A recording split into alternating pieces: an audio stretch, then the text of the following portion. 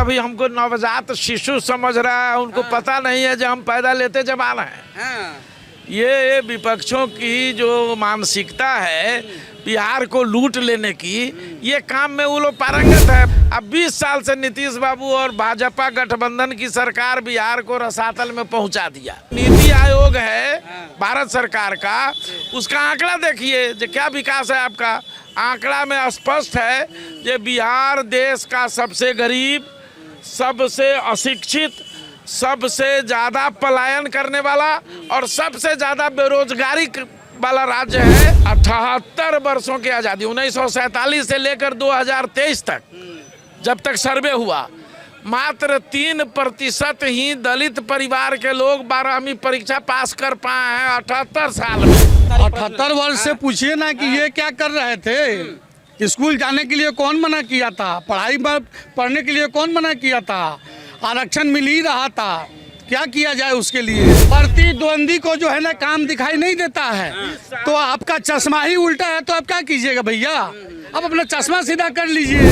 हमारे माननीय सांसद महोदय ने जो इस जिला का ब्यूटिफिकेशन किया है, ठीक है, कई जिलों में उस तरह की काम नहीं है। पटना के बाद लोग सीधे मोतिहारी देखता है। कभी भी जन स्वराज पार्टी सड़कें बनी हैं, बिजली आई है, इसकी आलोचना कभी नहीं किया है। आपने आदरणीय प्रशांत जी को सुना होगा, ये कुछ काम हुआ बिजली के लिए, आपने वोट दिया तो बिजली आई। नमस्कार, आप मोतिहारी से अभी फिलहाल लाइव देख रहे हैं और तस्वीरों में आप देखेंगे तो चाय की दुकान है और चाय की दुकान से राजनीति की शुरुआत बिहार में तो हो ही जाती है, दो चार बातें भी हो जाती है। शुभ नाम सर? संजय ठाकुर। मैं प्रदेश प्रवक्ता हूँ जन स्वराज पार्टी का।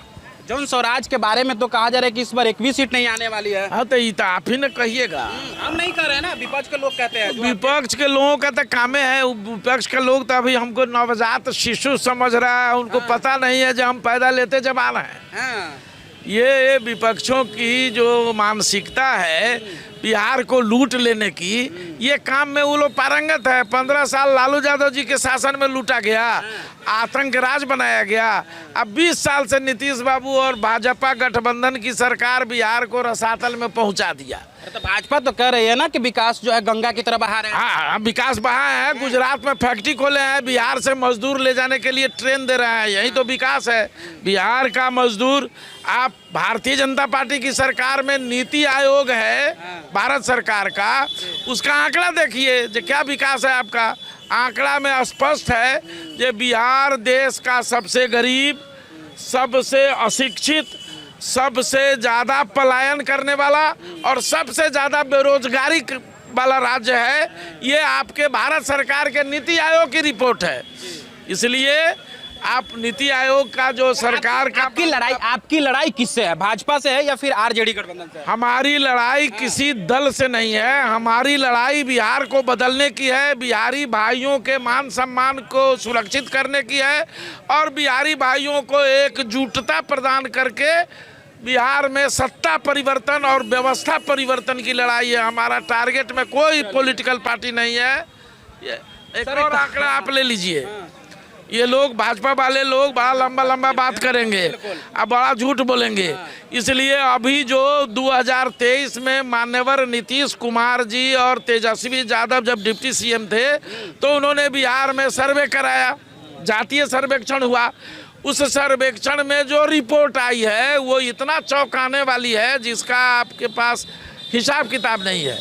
रिपोर्ट क्या है तो 78 वर्षों की आज़ादी 1947 से लेकर 2023 तक जब तक सर्वे हुआ, मात्र 3% ही दलित परिवार के लोग 12वीं परीक्षा पास कर पाए हैं 78 साल में। शिक्षा की स्थिति जो ये लोग ढीलता है, जो इतना करोड़ खर्चा कर रहे हैं, वो सब करोड़ हाकिम सब अपना पॉकेट में ले जा रहा है। फॉल्स हो रहा है। हाँ सब कागज पे। हाँ बस बच्चों कह रहे हैं, विलम्ब जाइए, उनसे बाद में पूछिएगा। हमारी बात खत्म हो, मैं यहाँ से चलूँ चुकी तो की भी बात तो कुछ सुना जाए तो 3% दलित परिवार के लोग पढ़ पाए, 12वीं की परीक्षा पास कर पाए।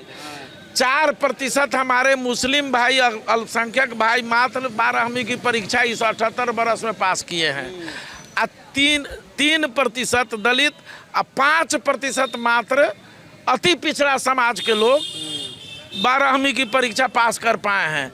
ये अति पिछड़ा की बात करने वाली पार्टियां, ये दलितों की बात करने वाली पार्टियां, ये पिछड़ा और अल्पसंख्यकों की रहनुमाई की बात करने वाली पार्टियां 78 वर्षों में कहाँ गायब थी? 15 साल क्या कह रहे हैं? बहुत सारे 78 वर्ष से पूछिए ना कि ये क्या कर रहे थे। स्कूल जाने के लिए कौन मना किया था? पढ़ाई में पढ़ने के लिए कौन मना किया था? आरक्षण मिल ही रहा था, क्या किया जाए उसके लिए? सुविधा आप नहीं लिए और दोषी सरकार को उठा रहिएगा। हाँ, ये 2 वर्षों से इधर ही आए हैं ना ये प्रशांत किशोर जी 2 वर्षों से अपनी नई पार्टी बनाए हैं ना। पहले प्रशांत किशोर जी कहाँ थे? किस पार्टी में थे? किस पार्टी में थे? जदयू में ही थे ना। मेरा जो आरोप है उसका जवाब थे ना प्रशांत किशोर जी। और बीजेपी को भाजपा वाले लोग खाली जाल में फंसाता है, झूठ बोलता है। प्रतिद्वंदी को जो है ना काम दिखाई नहीं देता है, तो आपका चश्मा ही उल्टा है तो आप क्या कीजिएगा भैया? अब अपना चश्मा सीधा कर लीजिए। अभी ये बैठे हुए हैं, देखिए ये हमारे माननीय सांसद महोदय के कोच से ये लगा है बेंच। अब इनको दिखाई नहीं पड़ रहा है विकास। यहाँ धूल मिट्टी गर्दा उड़ता था, फेबर ब्लॉक लग रहा है। कह रहे हैं कि विकास थोड़े है।